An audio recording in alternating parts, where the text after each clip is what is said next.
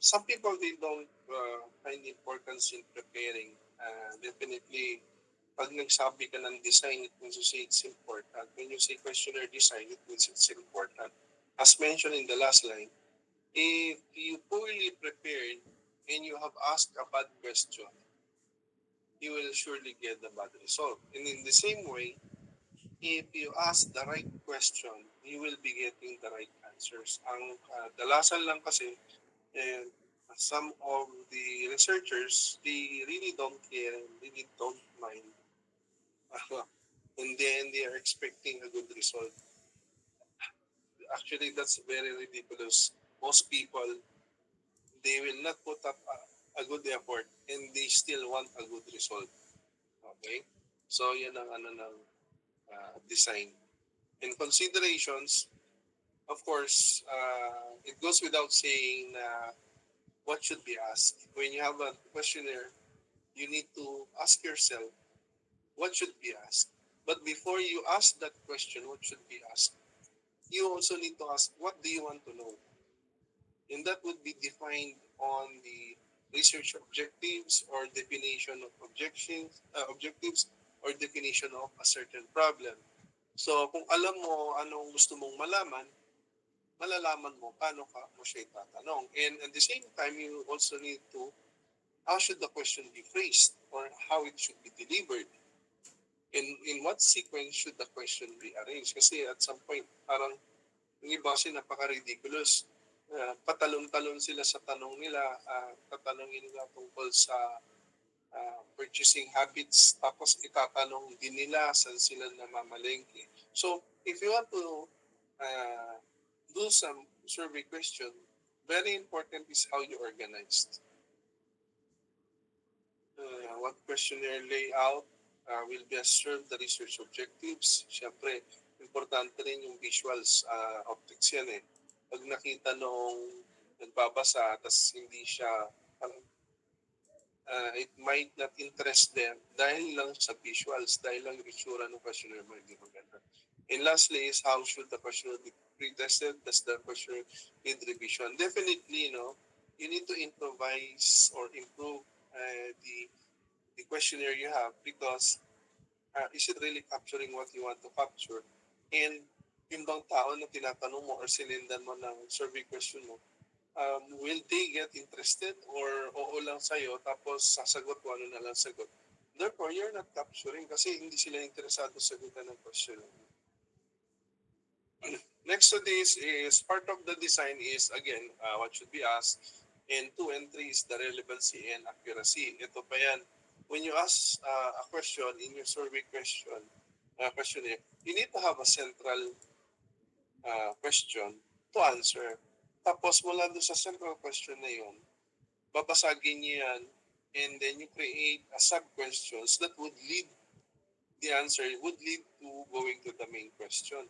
Kasi nangyayari kung minsan you want to know about the preferences of group of consumers. Mas gusto ba nila yung tubig o gusto nila ng colored drinks? Ano ibig sabihin ng colored drinks? Kaya ng juice, soft drinks, etc. O plainly gusto daw nila ng white which is water. Suddenly, ang focus is drinks. Bigla may papasok na irrelevant like yung suot nung consumer, saan siya nanggaling. Kung saan siya nakatira, it's relevant. Pero yung saan siya nanggaling. So you always check, no? If it's not relevant, if it's irrelevant enough, don't ask the question. Plus, it will affect your accuracy.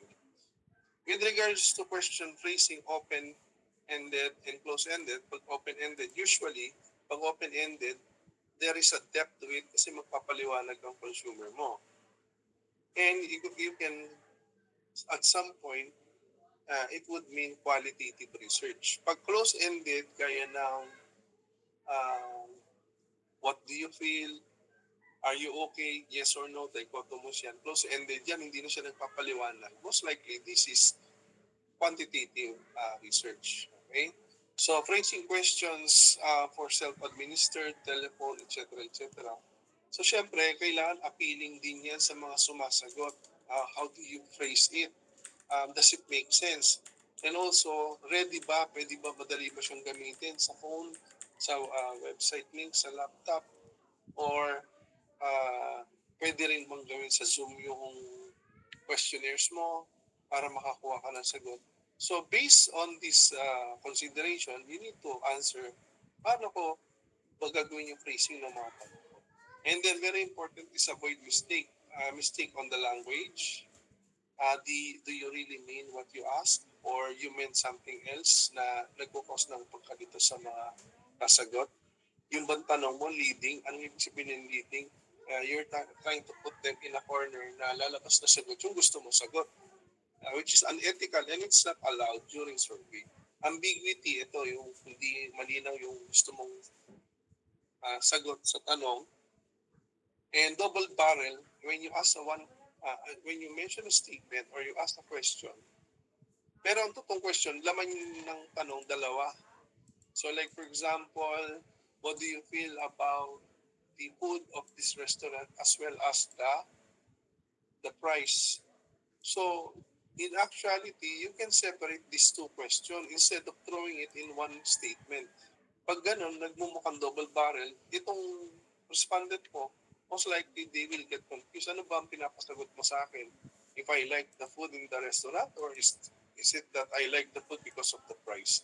So, ang gawin nyo is you can separate the question and ask the same question about the interest or was it delicious food, and then ask the next question, how's the price? Are you accepting the price based on your experience with this restaurant? So sabi niya, yes, I am okay with the price, given the ambience, given the quality of food, etc., etc. And then, yung order bias, simple lang to eh. Nangyayari kasi para lumutang ang isang produkto, the usual order of questioning is general to specific. Ang nangyayari, nag-specific ka muna para mapinpoint agad yung produkto na gusto mong lumutang. And then you do a general question that will discriminate the rest of the choices. Okay? So, avoid that. So, what is the best layout? Internet questionnaire. So, it depends. Are you using Google Form or SurveyMonkey? Are you going to print it out? Or web-based questionnaire? Meron ba yan print out? Colorful ba yung print out na yan? What would they feel kapag sila sasagot? Or mukha ba yung nakasulat sa papel ng wedding that they might mistaken it for numbers for wedding? So, make sure na may pagka-premium yung questionnaire nyo if you really want to know about the opinions and perceptions of your customers. Retesting and revising the question. This is very important. Again, you want to make sure na yung instrument nyo is reliable at hindi nyo lang basta naisip at inimbento nyo. Okay? There's always a good process on how to make your questionnaire reliable and valid. Lastly, designing questionnaires for global markets. If you want to create a question, lalo na kung wag ng global, national context na lang, if you can translate it in a dialect, local languages to help the people understand. Kasi mas nainganyo sila sumagot pag nakita nila, uy, ano pala to, Kapampangan pala to. Mas gusto nila sagutin yun kasi English or Tagalog. Lalo na sa Visayas, they will ignore it pag nakita nila Tagalog yung question. Okay, question so far?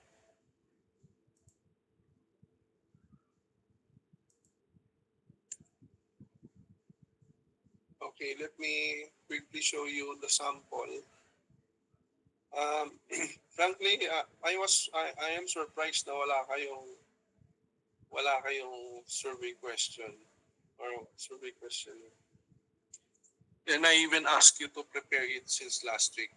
The two sections before you, aga-aga, 7 o'clock, nag-present sila na survey questionnaire nila. And it's sad to see na there was no effort on your part to prepare this, given na whatever your reason na hindi kayo nakapag-prepare, okay lang sa akin yun. But it's just sad na can you imagine, ito ang panic part, advisory class ko pa kayo, tapos kayo pa yung walang, kayo pang walang ma-present, which is not even difficult. It could have been done 30 minutes, 15 minutes lang tapos ang survey questions. But maring sobrang busy nyo sa buhay, okay lang.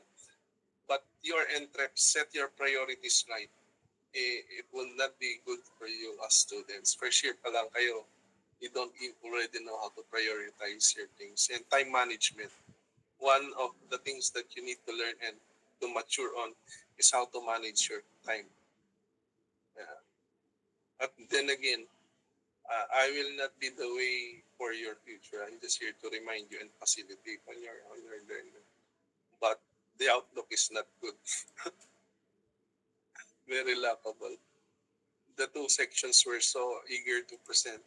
And here comes the E101. They're not even minding that they have to present the survey questionnaire. Now, how can you connect?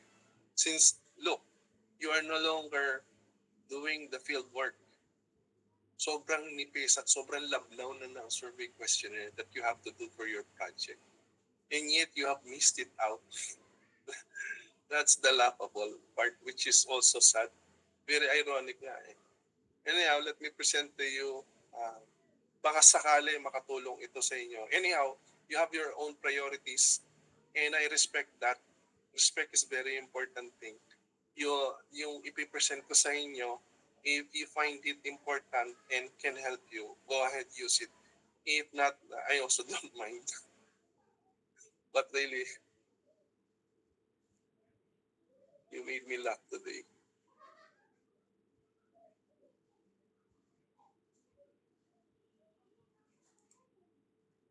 Let me share my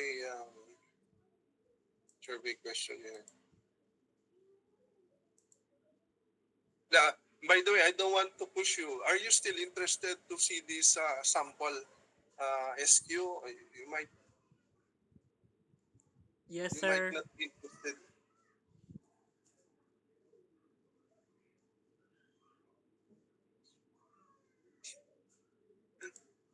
Is Mariscob one of your major subjects? Yes? Anong yes? Major subject nyo ba Mariscob or it's just an elective? Major na. Sure po. Hindi siya major subject? Major sub. Okay, major sub pala siya. It doesn't seem so. Anyhow, let me share this.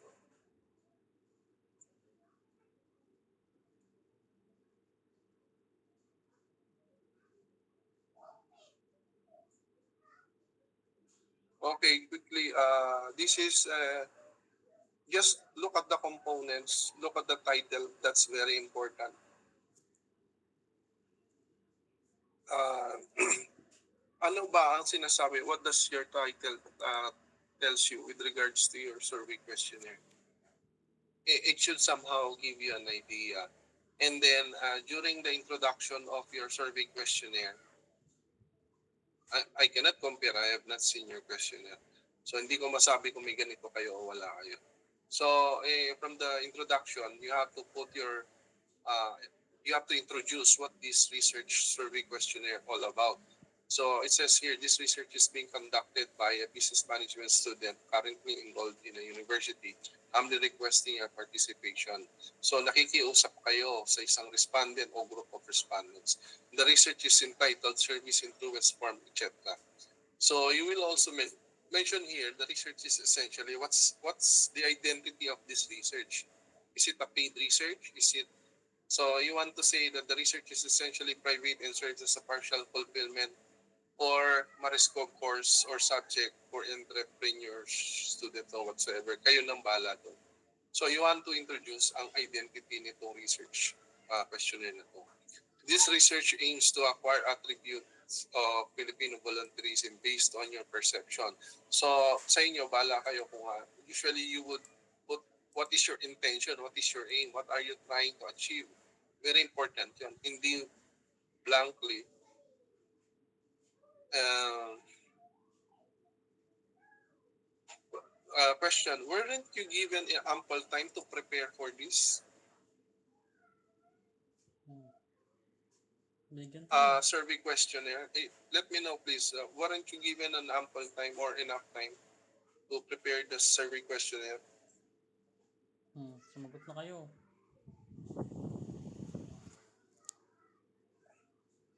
Uy, sumagot kayo.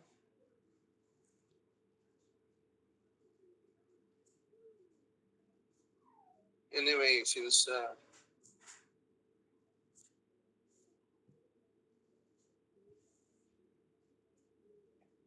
Ay, sumagot.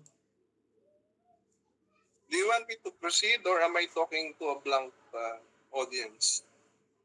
Grabe, ang hirap ng sitwasyon na to. I don't want to waste your time, frankly speaking. Proceed po, sir. Those who are not interested can already exit this session. So I don't, frankly, I know how important you are and I don't want to waste your time.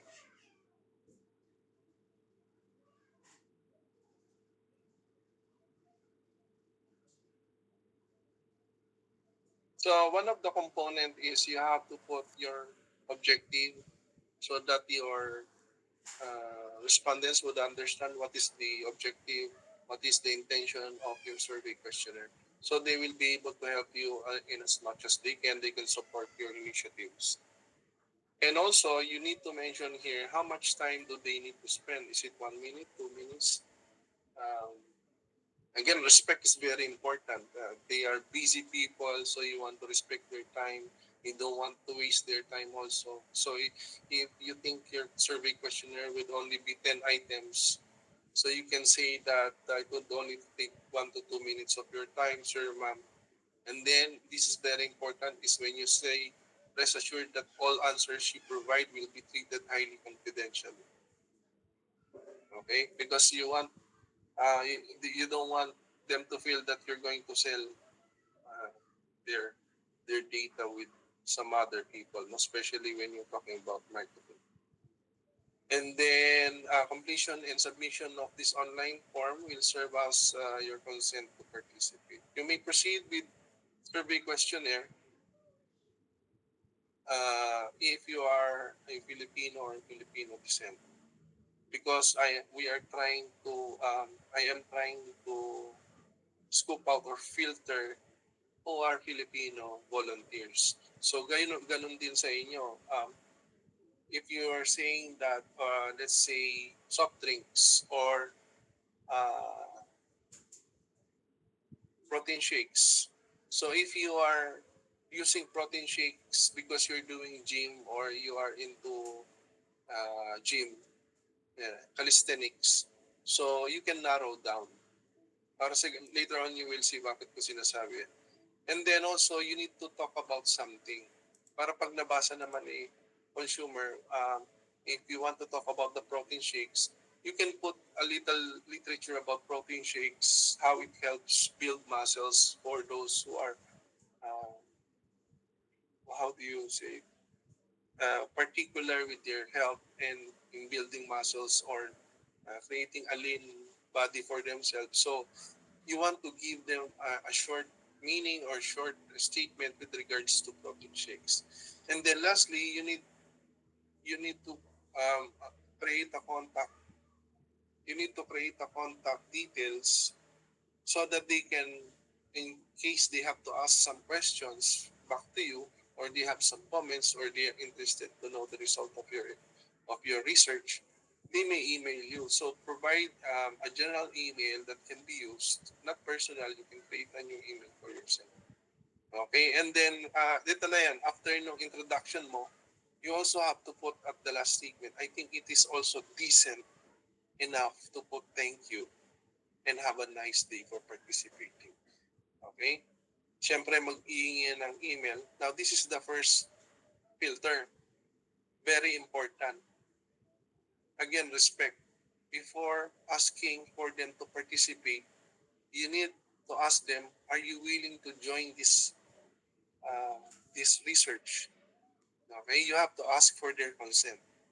Pumapayag po ba kayo na sumali dito sa gagawin naming survey? If they say yes, it will go to the next. If you're using a Google form, this is part of a filter. If they say I do not agree to take part in this research study, and they click next, automatic magsha-shutdown na yung form mo, magsasara na siya, magpapa-thank you na siya ulit.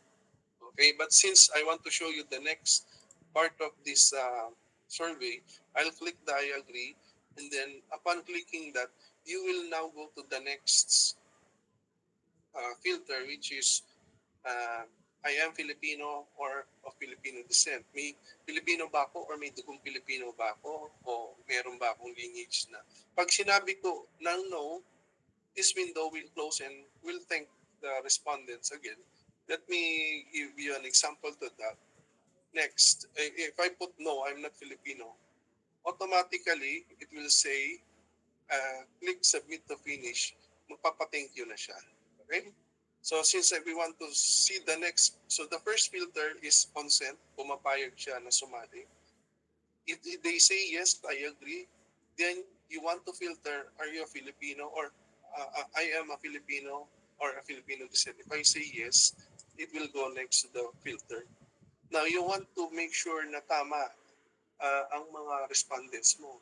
Kung hindi sila volunteer, it will become useless because I want in this research I want to measure sino yung mga nag-volunteer kasi pag hindi ka pa nag-volunteer, hindi mo maunawaan yung mga tanong. That's the whole point. Example sa protein shake, if you are not going to gym and you're not exposed to protein shakes, whatever questions it will be a futile effort to answer the question, most especially yung iba kasi namimigay ng payong, they have an incentive. So kahit hindi naman talaga sila, they would go enter the marketing survey. So next to this, if I say yes, it will now ask for a name on an optional basis. Okay? And then this will be now your demographics. If they're willing to give their names, okay lang yan. But what is important here is the age bracket, gender selection. Up to you. Some of the survey questionnaire I saw this morning, they just put male, female. That will be up to you. Or some they even put male, female, what do you call this? Unwilling to disclose, pwede rin naman yun. Okay, so depende how you want to look at. Pero ako, when I put others, because I really want to identify saan, kasi I can present the data na ang LGBTQ community pala is active din sa gano'n. So, sa volunteerism. So, I want to capture that. So, it depends on what you want to capture. So, marital status, you can use single, married, common law partnership, annulled divorce, with or widower. So, it depends. No? And then, employment status, if you notice here, you can click it on a multiple manner. So, I can be a student, unemployed, but I am a business owner. Okay? So, you can put that aspect. So, yun nga lang, syempre, pwede rin mong masabing part-time employed siya, but it won't make sense kapag unemployed. Kaya, importante rin na tinitignan niyo yung quality ng data ninyo. Okay? Employment, here you have to choose, is it a government sector, private, or not applicable at all, or others, if you have other questions. Putting others is just put a safety net na baka yung, kasi ito yung tinatawag nilang forced choices di ba? Pinupuwersa mo sila, ito yung choice. But putting others will open a door, a semi-open door, providing na ano ba, useful ba siya, mabibigyan mo siya ng ibang option na wala sa listahan mo. So at some point, you keep the door semi-open with regards to the choices. Hindi mo basta-basta pinupuwersa. So educational attainment, ito part ito ng demographics. And sa study ko, relevant yung income bracket kasi I want to show the audience o kung sino man ang mag-appreciate ng research ko na kahit yung walang pera or yung walang kinikita, they still do the volunteering. Or yung may malaking kinikita, kahit malaki ng kinikita nila, nagbo-volunteer pa rin sila. Then, I want to locate them. Where are they located? Are they in Asia? Are they in Africa? Which part of Africa? North, South? America, North, South? Antarctica, Australia, Europe, Middle East, and other. Other again is a safety net to produce, pa mami may continent ako na hindi alam, or hindi ko nilagay yung Arctic dito. Okay? So, maganda rin namin. Middle East is not a continent, but actually it's a subcontinent. Since maraming Pilipino doon, so I ilagay ko dyan. Kaya na kayo dito, I am now residing in this continent, subcontinent. Okay? And then I am residing in this country, so if you are in Asia, you put Philippines. And then if you are in the Philippines, you put Angeles City. Organization, if you're part of certain organizations such as Rotary Club, okay, or Knights of Columbus. So depende yan. And then another part of demographics is I have been volunteering for 1 year, below 1 year, 2 years. So you want to quantify na ang mga na-interview ko pala puro 11 years and above, which is very good. It means rich yung contribute nila. These are just demographics. I have not asked the questions yet. So if I answer this, I volunteer alone, in a group, or both. My volunteering is paid, yes, no, sometimes. Okay, others, meron pa ba? I'm volunteering, I usually influence others, or other influence me, or I'm usually both the above. So, saan ka countries where I volunteered? Middle East, US, Asia, okay? Sa Philippines, saan? Pampanga, Angeles, etc. Okay? So if I answer this, I finish now the demographics, and I go immediately. See, why do you need the demographics or demography? Because you want to show na the group of people answering the survey questionnaire, these are the characteristics. You want to establish the characteristics. Kasi if you send out a survey questionnaire, lalo na if it's about product or services, and you have not established the characteristics of this population, hindi mo ma-identify bakit ganun sila sumagot. Yung pala lahat ng mga na mong sumagot, puro pala mayayaman, hindi nagtatrabaho, it will directly affect. Kung hindi mo alam yon, you cannot justify the answers or what data you have found out or what information you got from the survey. So hindi mo mako-correlate yung sasabihin mo na ay kaya pala ganito ang mga sagot kasi puro pala retirees yung mga consumers ko. O kaya naman Gen Z sila. So they have this kind of pattern and you can easily rationalize. Pero if you do not have the demographics, how would you explain the data? Lalo na kung yung lumitaw sa survey mo, napaka-weird. The more you have less information on the demography, the lesser correlation, the lesser value, the lesser substance you'll be able to get from the survey itself. So if you look at it, the statements here are not even questions. I was correcting some survey questionnaires earlier sa 2 sections. May nakita ako doon. Question mark siya in a form of question, pero Likert scale siya na 1 to 5. So I told them, if you put a question mark, most likely it's answerable by yes or no. So it will not make sense at all. But when you make a statement, let's say I volunteer anytime I am needed, then you say, I agree, slightly agree, strongly agree. Now here, if you look at it, I'm on the agree side. I am on this category scale. But the category scale that I chose is clinging on the positive side. Why? Because this is the third set. When I did the pre-test, this is the third set of validation. It means to say, during the first and second, it was identified that the respondents are actually does not answer disagree. All of them are answering agree. Now, the research is going to the direction on the Likert scale, asking the question, on what level are you agreeing? But since all of the respondents does not disagree, all of them are agreeing, therefore I need to change my scaling. Why would I include an answer which is not relevant?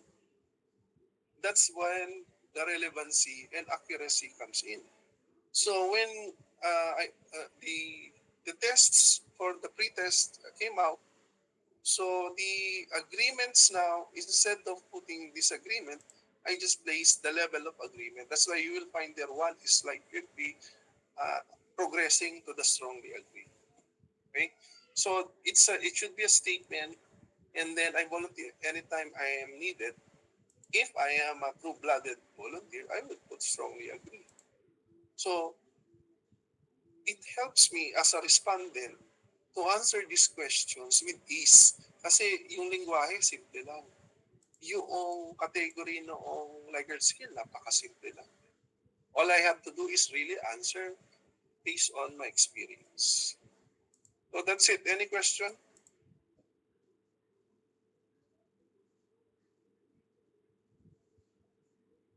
Yes, go ahead.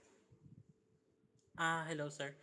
Yung tanong ko lang po, bali, next week po, yung show po namin is nasa Google na form na po yung questionnaire, sir. No, next week I will squeeze in 3 topics next week. I'll be discussing the sorting we're supposed to take up today. Sorting, analyzing, and reporting.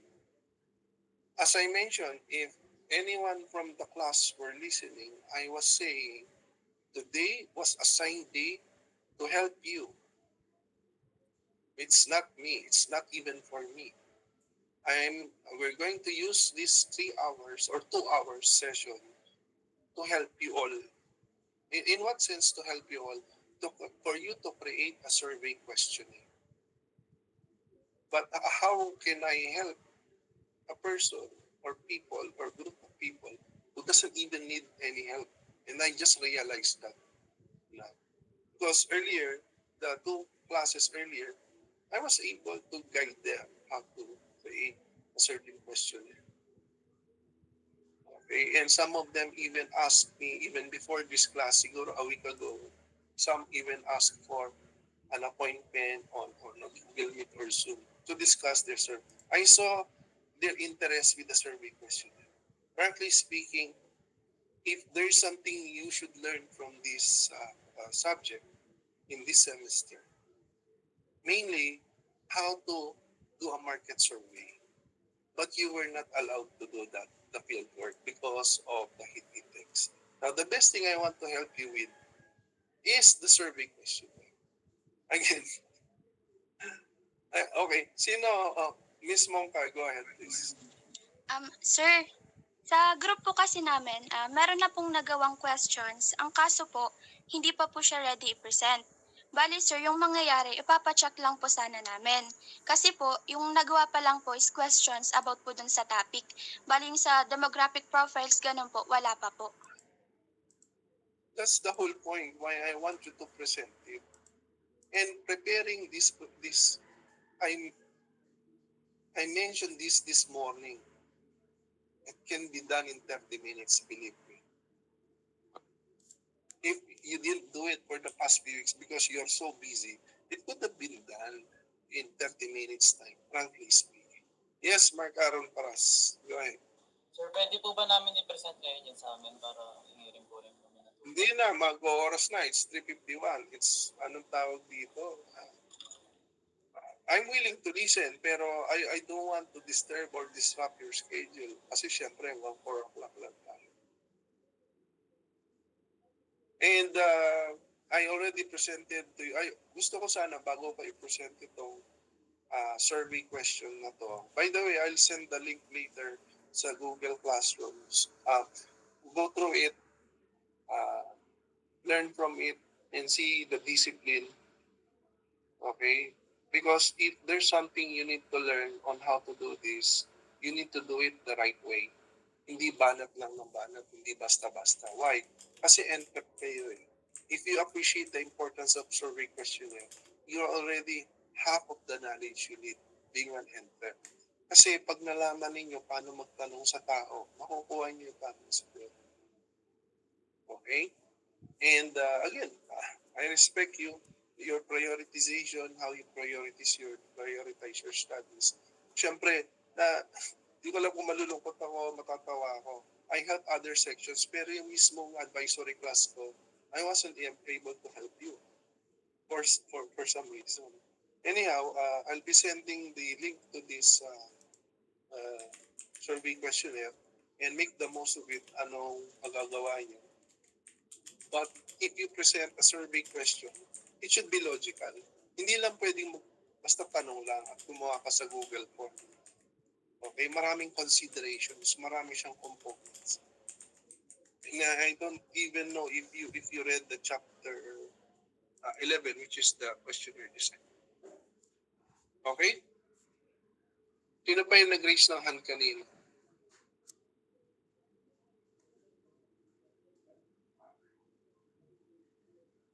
Okay na.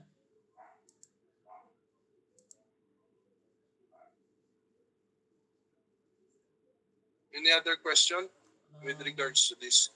Sige, I'll just post it sa yung link na to. I'll post it sa give me some time, I'll post it sa Google Classroom para lahat kayo ma-observe nyo rin.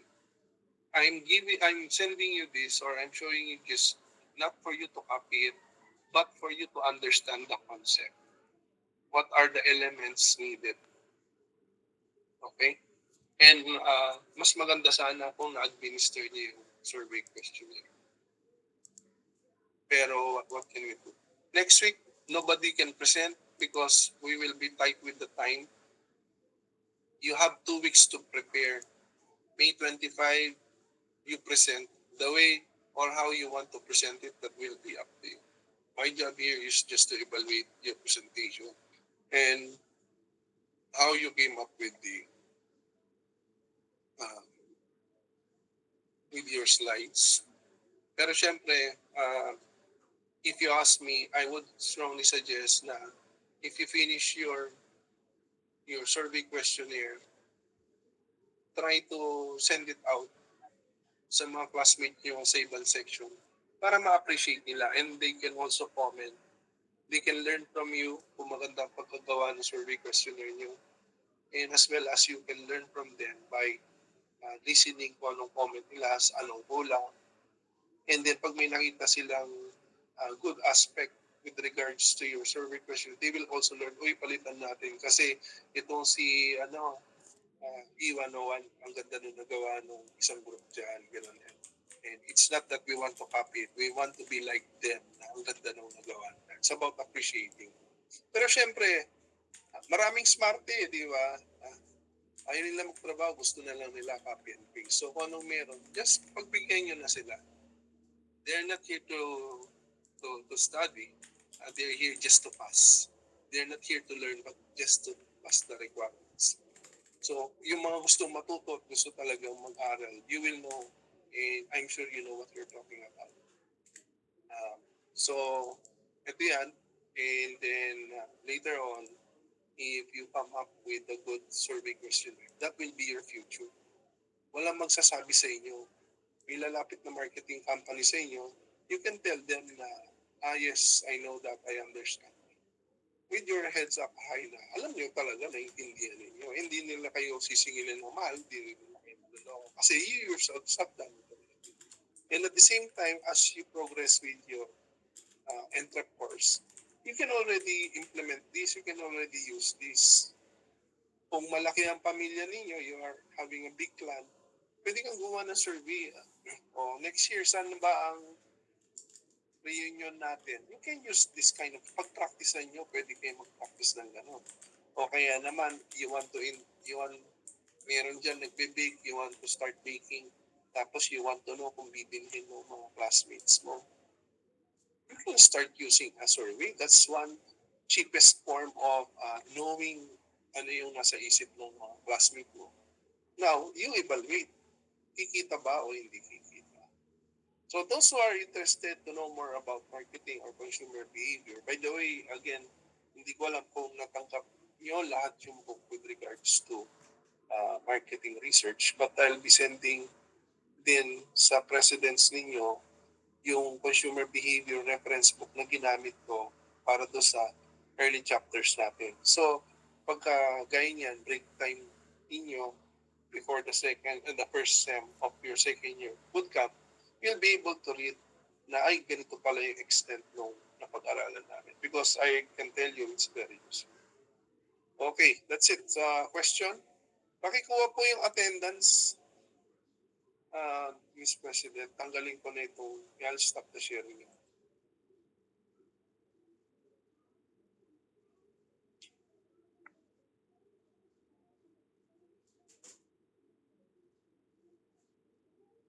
Okay, open na lang yung mga cams ninyo para sa attend.